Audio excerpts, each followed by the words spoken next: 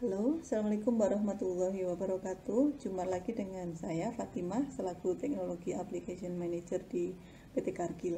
Kali ini kita akan membahas topik terkait bagaimana kita menjaga performa produksi telur di tengah melambungnya harga pakan. Sudah menjadi rahasia umum ya bahwa di akhir tahun ini, di akhir tahun 2001 dan sampai di 2022 ini, dunia peternakan layer cukup banyak prihatin. Mengapa? Karena terlihat sekali dari harga telur yang sangat fluktuatif dan sangat yang paling parah terpukul itu di Agustus sampai akhir tahun kemarin, November Desember sedikit ada pergerakan naik, tapi sempat turun lagi di awal tahun setelah tahun baru ya, dan ngedrop sampai cukup tajam.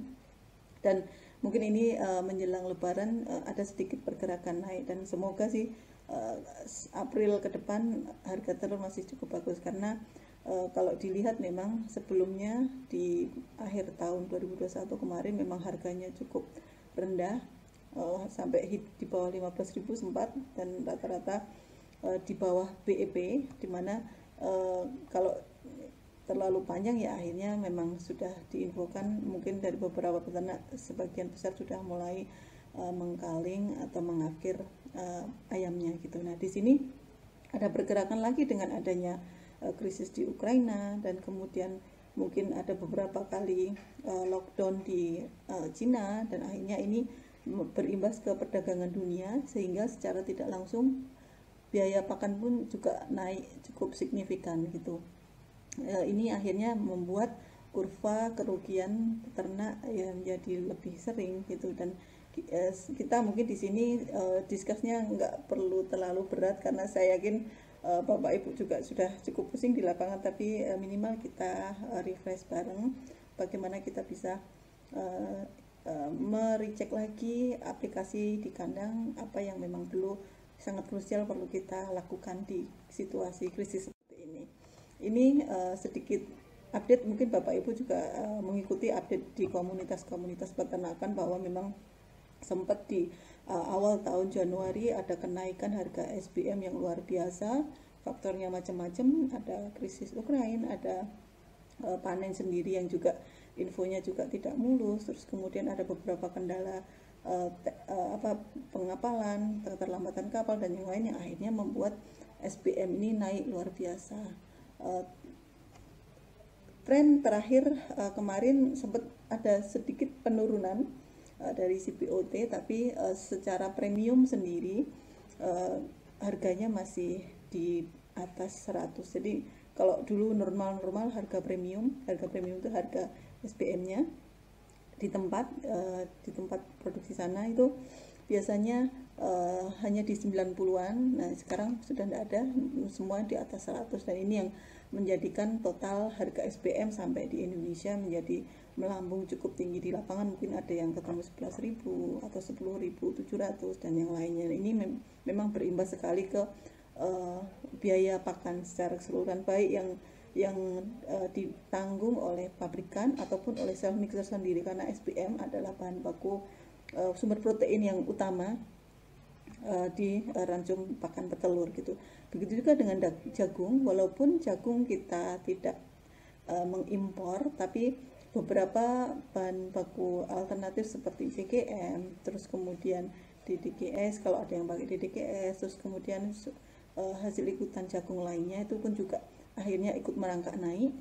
Plus karena dua ingredient utama ini naik, diikutin dengan ingredient lain, karena pasti semua bergerak mencari substitusinya. Jadi harga animal product pun seperti MBM, terus kemudian bahan baku sumber dari hewani pun juga jadi naik gitu. CGM pun harganya luar biasa melambung dan tinggi, yang akhirnya memang berdampak ke biaya pakan atau harga pakan itu sendiri.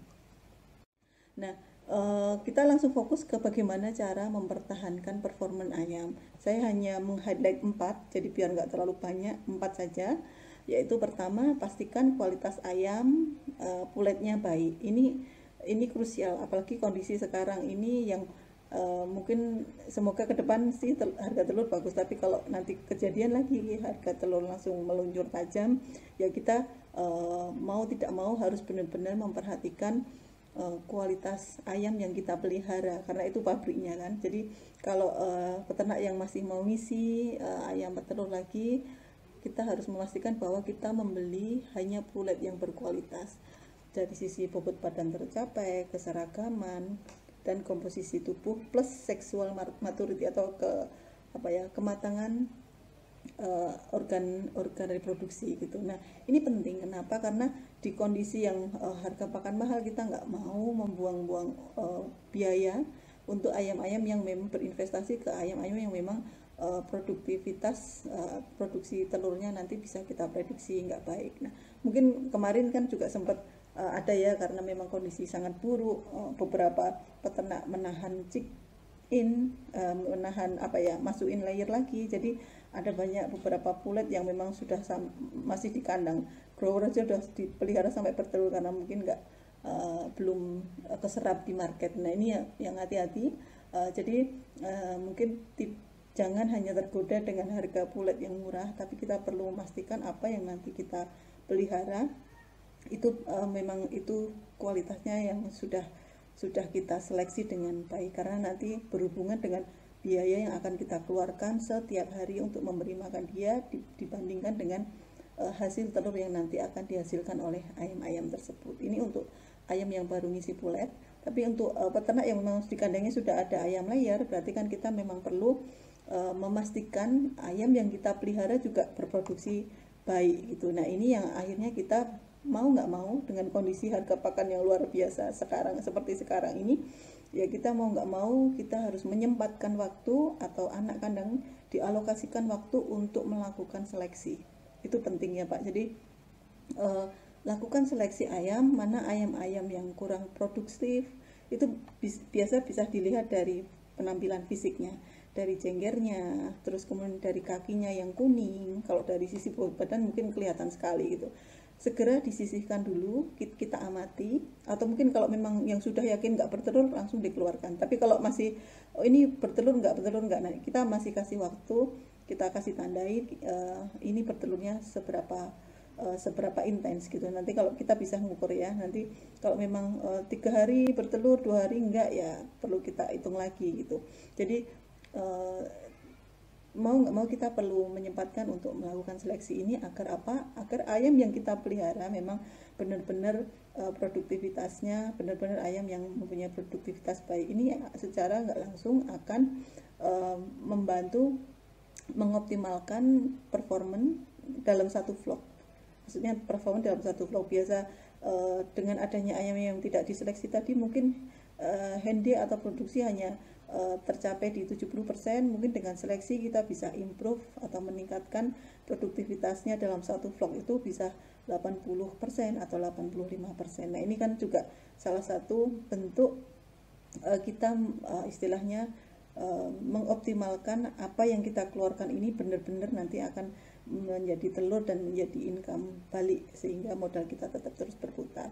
Ini sedikit contoh aja ayam yang memang tidak seragam, itu posisinya kan memang kurva produksinya pun juga dia tidak mulus, jadi seperti gergaji, kadang naik kadang turun, jadi nggak stabil terkesannya, atau bahkan kalau yang baru-baru start pulet biasanya sering terlambat gitu. Nah ini yang perlu kita siasati bareng.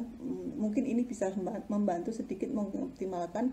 Ini saya ada benchmark, jadi kalau Bapak Ibu memang sudah mulai melihat FCR total farm sudah di 2,6, ini kita segera memang perlu melakukan action gitu. Jadi harapannya sih target kita FCR harus di bawah 2,6, suku bisa 2,1, 2,3 total farm ya, itu total farm. Jadi kan kadang ada yang ayam muda, ayam tua, mungkin ada yang memang lagi grower, itu di total FCR target kita di bawah 2,6. Kenapa? Karena FCR layer itu satu siklus yang bagus itu 2,2 sampai 2,3. Jadi kalau di fase grower sendiri kan 0,15 sampai 0,2, fase starternya 0,2. Jadi kalau memang dalam satu kumpulan satu farm itu sudah sudah ada kontribusi ini, jadi targetnya di angka di bawah 2,6 masih cukup. Oke, ini dari diskusi ya, dari diskusi dari beberapa peternak itu memang kita ada patokan. Jadi kalau rataan persen Hendy total farm itu sesuai standar itu 84%. Kalau produksinya total farm itu 70%. Berarti ini cara ngitungnya kan berarti total produksi telur dalam satu farm dibagi total populasi. Nah, ini kalau 70% masih bisa membayar biaya pakan, operasional, dan biaya pulet. Tapi kalau sudah di bawah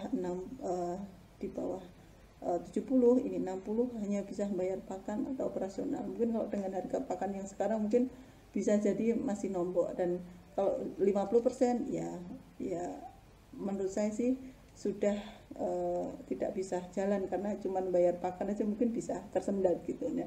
Jadi saat total produksi 60% benar-benar sudah harus melakukan istilahnya seleksi di akhir, mana yang tidak bagus langsung kita keluarkan gitu.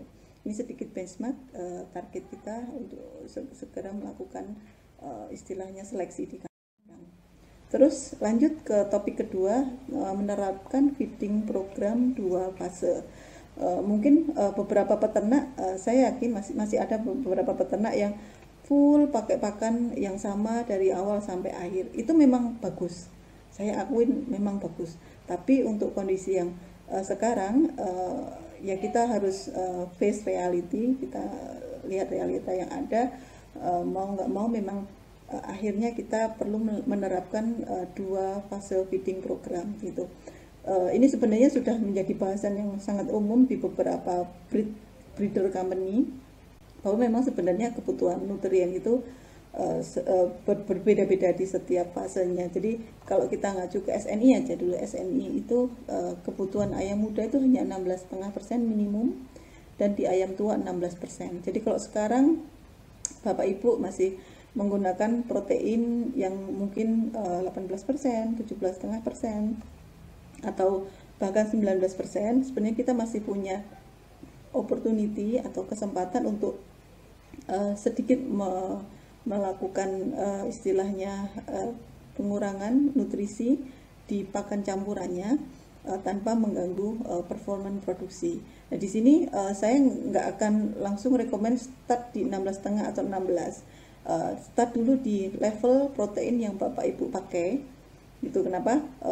Kalau startnya dari mungkin 18 atau 19, kalau langsung ke 16,5 ya pasti akan ada gejolak. Tapi di sini saya kasih kasih note bahwa untuk melakukan step down pakan itu tidak boleh berlebihan. Jadi proteinnya hanya boleh turun 0,5%. Jadi misal step down pelan-pelan dari proteinnya yang pakai mungkin 18 atau 17,5, kita turunkan 0,5%-nya. Jadi nanti mixing rasionya juga akan berbeda gitu. Ini insya Allah sih masih bisa dilakukan di kondisi yang sulit seperti ini. Tapi nanti kalau saat kondisi udah bagus atau memang harga telur nanti konsisten masih di atas 25.000, ya mungkin kita nggak ada salahnya untuk kembali memberikan nutrisi yang terbaik untuk ayam-ayam kita gitu.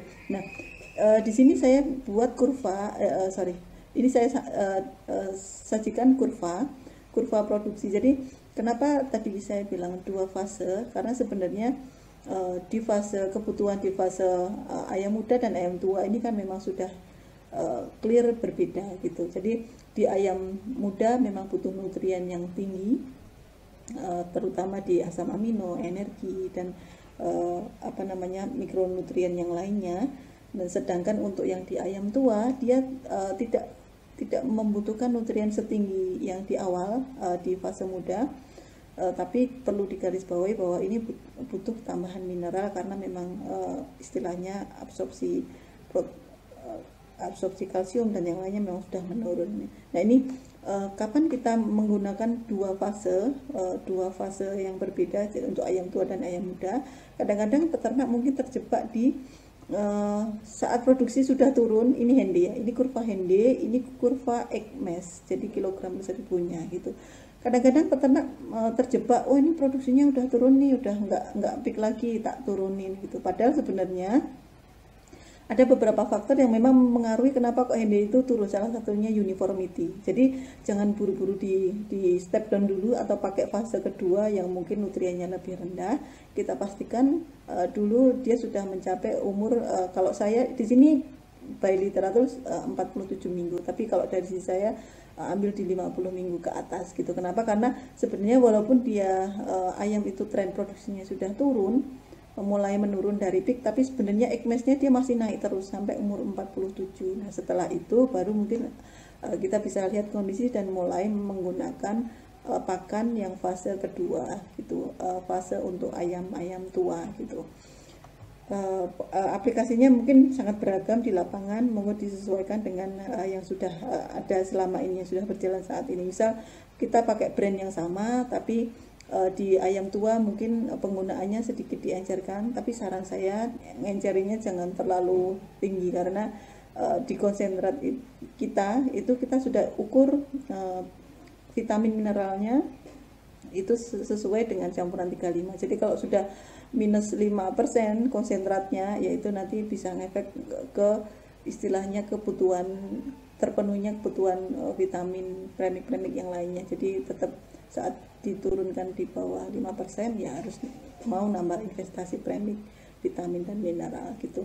Nah, ini sedikit mungkin kita juga bisa mensiasati dengan beberapa mixing rasio dengan pakan yang mungkin grade di bawahnya. Jadi kalau di di Cargill kan mungkin ada beberapa jenis grade pakan ya. Ada yang pakan yang platinum itu QMAX, ada pakan yang premium SLC, yang di bawahnya lagi yang istilahnya level super itu top 36, dan L1C level klasik. Nah, ini sebenarnya kalau Bapak Ibu mungkin melihat membandingkan harga, ada kesempatan. Kalau QMAX sendiri kan rekomendasi mixingnya 40%, 50%-nya jagung dan katul. Nah, di sini kita bisa modifikasi dengan pakai SLC, tapi mixing rasionya kita tambahkan 1%. Ini dengan mixing rasio seperti ini, insya Allah nanti dengan seperti ini hasilnya mungkin akan cukup bisa setara dengan pakan QMAX. Begitu juga dengan SLC yang campuran standarnya 35, 50, 15 untuk konsentrat jagung dan dedanya. Ini bisa kita modifikasi dengan pakan sekelas top 36 dengan mixing ratio seperti ini, tambahan jagung dan katulnya, atau dengan pakan yang level klasik seperti L1C, jadi pakai 38%, jagungnya sedikit ditambah, katulnya dikurangin seperti ini. Jadi mungkin kita bisa istilahnya melihat opportunity ini jika memang ada gap harga yang mungkin ada selisih gitu, mungkin bisa jadi referensi. Nah, balik lagi, option ketiga, bagaimana kita menggunakan bagaimana kita mempertahankan performa ayam, salah satunya dengan menggunakan alternatif bahan baku. Ini marak sekali ya untuk solusi yang saat ini, mungkin banyak sekali yang sudah mulai mencoba-coba, karena mungkin bukan hanya harganya mahal kayak jagung, walaupun panen pun harganya tetap naik sampai ada yang 56, 57 gitu. Jadi kan akhirnya memang peternak bagaimana bisa cash flow-nya masih bisa dipakai untuk muter ya, menambahkan beberapa bahan baku alternatif. Ada banyak sekali jenis bahan baku alternatif, bisa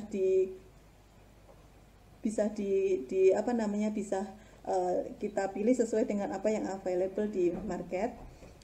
Ada broken rice, kemudian ada istilahnya sorghum, ada gaplek dan yang lainnya. Ini saya nggak akan bahas detail satu persatu karena mungkin sudah sempat kita bahas di sesi keluar berikutnya, tapi saya akan highlight saat kita menggunakan alternatif ingredient itu kita harus memastikan bahwa kandungan nutrisinya sesuai dengan jenisnya. Misal kalau tepung ikan ya harus proteinnya kita targetkannya di atas 50%, itu baru oke. Tapi kalau ada yang bagus itu 60% ya, tapi kalau udah 60% kan memang harganya memang cukup tinggi. Jadi kita harus tahu patokan alternatif bahan baku yang akan kita pakai itu normalnya berapa. Target kita harus cari bahan baku alternatif yang kualitasnya memang baik gitu. Jangan sampai kita pakai tepung ikan, proteinnya hanya mungkin ketemu 38 atau mungkin bahkan ketemu di bawahnya, terus dipakai murah, ternyata malah nanti ngefek ke performance gitu. Nah, kita juga memastikan fisiknya harus kering, tidak menggumpal, baunya fresh, tidak tengik, dan serta warnanya juga normal gitu. Ini penting karena dengan melihat fisik ini mungkin misal kita dari sisi bau itu kan bisa berimpact ke mungkin freshness ya. Kalau bahan baku sumber hewani, bahan baku hewani seperti MBM misal, kalau baunya sudah nggak fresh itu pasti ada sesuatu di sana, entah itu lama, itu tengik, ataupun mungkin ada campuran sesuatu yang ada di dalam situ. Jadi kita harus memastikan fisiknya kering, tidak lembab, terus kemudian terutama tidak ada tengik dan apek, karena tengik dan apek ini akan mempengaruhi palatabilitas, food intake-nya ngedrop, nutrien intake-nya ngedrop, akhirnya malah efek ke performance gitu. Jadi ini penting. Terus kemudian jamur dan mikotoksin ini juga penting. Jadi ini sebenarnya gimana ya, jamur dan mikotoksin ini impact-nya kan akumulatif, tapi ini real mempengaruhi. Kenapa? Karena simple contohnya aja itu akan memberikan beban yang berat di dalam organ dalam ayam. Misal contohnya hati itu, kalau hati sudah rusak atau misalnya kuning, dia sudah nggak optimal lagi membantu sistem metabolisme tubuh, yang akhirnya memang yang sering kejadian organ hati misal atau organ tubuh yang lainnya yang nggak optimal, ya efeknya pasti ke produktivitas, entah itu produksinya akan jadi gergaji, nggak stabil, bahkan turun, belum lagi nanti kualitas telurnya juga akan menurun seperti itu. Jadi kita memang perlu jeli untuk memilih alternatif ingredient yang benar-benar berkualitas baik gitu. Nah, untuk anti nutrisi dan batas aman penggunaan dalam pakan, kita juga perlu tahu, misal ada Repsid gitu. Repsid itu ada beberapa anti nutrisinya. Kita harus tahu, makanya jangan berlebihan gitu. Karena kalau berlebihan ya kita istilahnya merisikokan ayam kita gitu. Nah, nanti saya ada beberapa list, saya ambil dari beberapa sumber, seberapa banyak sih bisa aman dipakai berdasarkan hasil trial. Tapi balik lagi, penggunaannya harus benar-benar mungkin kalau Bapak Ibu mungkin pemeliharanya sederhana, bisa diskusi dengan sales pakannya atau PS-nya, tim technical di poultry shop-nya, biar mendapatkan reformulasi yang tepat bagaimana menggunakan bahan baku alternatif ini. Nah, jangan lupa mengaplikasikannya secara bertahap. Walaupun kita tahu misal bahan baku alternatif ini bisa dipakai dalam jumlah yang tinggi, tapi kita juga jangan langsung seketika dirubah gitu. Jadi tetap harus ada perencanaan, harus ada planning. Oh ya, saya mau ganti ini 25%, saya mau ganti pakai beras pecah atau broken rice 25%, atau saya mau mengganti pakai bahan baku alternatif sumber protein itu, misalnya mau pakai Repsid atau pakai yang lain, harus di planning dari awal, diadaptasikan pelan-pelan. Jangan memaksa ayam untuk langsung menggunakan itu seketika, akhirnya nanti dia istilahnya mungkin kondisi tubuhnya memang lagi kurang fit karena pengaruh cuaca dan yang lain, yang akhirnya malah dia nggak kuat dan ngimpact ke performance. Jadi di planning jauh hari, dilakukan bertahap, dan hanya naikkan kalau memang sudah clear tidak ada goncangan produksi yang signifikan gitu. Nah, yang pasti yang terakhir kita harus monitor lebih ketat performa ayam selama pengaplikasian di kandang. Nah, ini tadi yang saya sampaikan, ini saya ambil dari beberapa literatur. Jadi angka ini memang sudah berdasarkan hasil trial beberapa saintis atau peneliti, dan ini tertampil di sini. Tapi balik lagi, walaupun kita bicara DDGS misal, atau kita bicara Repsid Meal, ini bisa dipakai 5%, tapi 5% itu hati-hati, kita baiknya sih start dulu 1 atau 2%, 3%, baru naik gitu. Nah, ini yang memang bisa kita lakukan step by step biar produksi masih tetap stabil. Untuk cara yang keempat, ini saya kan tadi highlight cuma 4 aja biar nggak terlalu panjang lebar gitu ya. Yang keempat adalah kita memastikan ayam di lingkungan yang nyaman. Ini krusial sekali. Kenapa? Karena memang stres itu merupakan awal dari semua problem produksi. Nanti ngefek ke saluran saluran pencernaannya, ada kerusakan jaringan epitel, tidak efisiennya ngefek ke sistem metabolisme, sampai ke ketahanan tubuh dalam istilahnya menangkal infeksi baik itu bakteri dan virus yang ada gitu. Karena memang efek dari stres ini luar biasa gitu. Jadi ada ini alurnya ya. Jadi ada oksigen reaktif. Nah, ini yang akan berdampak ke yang tadi mungkin saya mention gitu.